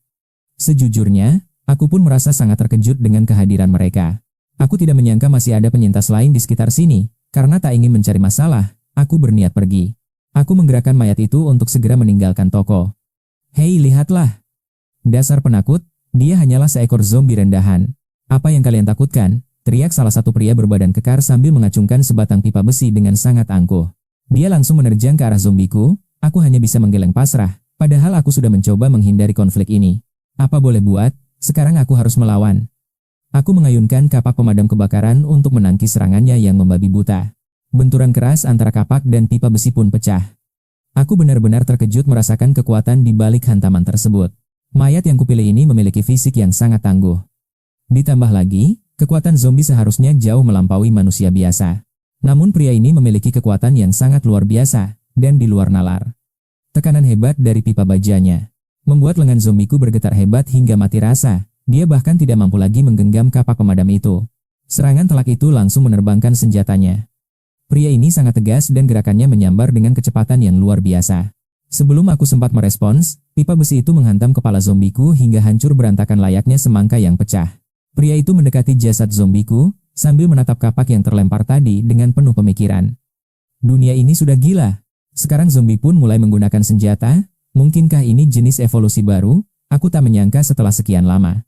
Masih ada penyintas tangguh di sekitar gedung 0,5 ini. Aku mengarnyitkan dahi sambil merenungkan kejadian tadi. Kejadian itu benar-benar mengusik pikiranku. Meski pria itu terlihat sangat kekar, kekuatannya tadi sungguh terasa sangat tidak wajar. Aku mulai merasa curiga, apakah makhluk hidup lain juga mengalami perubahan genetik yang sama seperti para zombie ini? Sudahlah, sepertinya di masa depan aku tidak bisa lagi mengirim mayat zombie sendirian ke wilayah berbahaya itu. Sementara itu, di kamar lantai 7, Jiruksu terus berlatih dengan keras. Dia berusaha memanjat tempat tidur dengan kekuatannya sendiri. Berkat metode pernapasan lulu yang secara ajaib mulai mengubah struktur tubuhnya, perkembangan bayi ini sungguh sangat luar biasa. Kekuatan Jiruksu kini telah jauh melampaui bayi normal seusianya. Seiring kendali tubuhnya yang semakin sempurna, kecepatan geraknya di atas tempat tidur juga meningkat drastis. Jiruksu kini mulai mencoba sesuatu yang jauh lebih menantang. Dia mulai menggunakan kekuatan telekinesis untuk menyeimbangkan tubuhnya. Perlahan tapi pasti, dia mulai bangkit berdiri tegak. Dia mencoba berdiri dengan kedua kaki